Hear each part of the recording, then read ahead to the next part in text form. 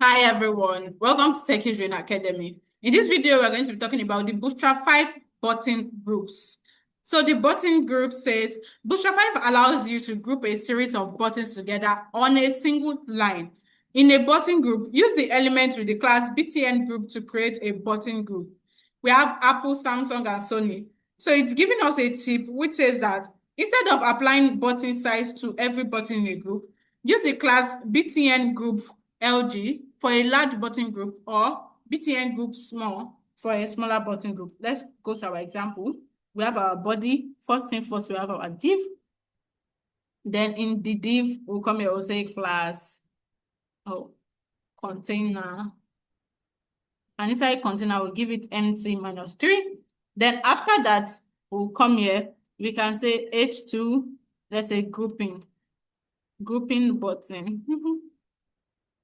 Then after that, we'll come to our p tag and we'll say the .btn. So just to let you know, the .btn group class create a button group. Yeah, so this is it. Then after that, we'll create a div. Inside the div, we'll give a class btn group. Then after that, we'll come into this div and we can give it like this btn. Let us say Apple, Samsung, and what else? And Sony. Apple, Samsung, Samsung, Sony. So this works. Let's check it out. So this has been grouped into a single line. Let's move to the next part, which says vertical button grouping. Bootstrap 5 also supports vertical button groups. Use the class btn group vertical to create a vertical button group. Let's go. So come here.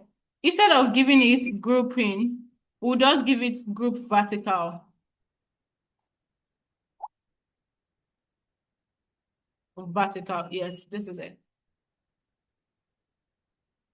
So this is for the vertical grouping. Now let's move to the next part, which says group button side by side, which says button groups are inline by default, which makes them appear side by side when you have multiple groups. So let's create multiple groups.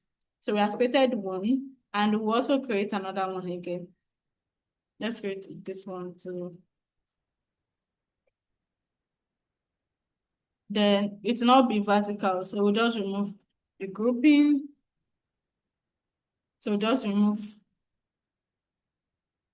the vertical. So let's have it like this. Then what are we going to do? This will just make it stay side by side, nothing more. Let's check it.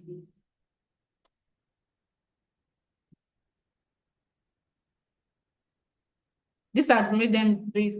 There's nothing special, nothing spectacular, nothing bad about this, nothing hard, I mean. So let's move to the next part, which says nesting button groups and drop-down menu. Nest button group to create a drop-down menu, and we also learn more about that. So let's see nesting. So nesting is not hard. Let's come here. We can remove this too.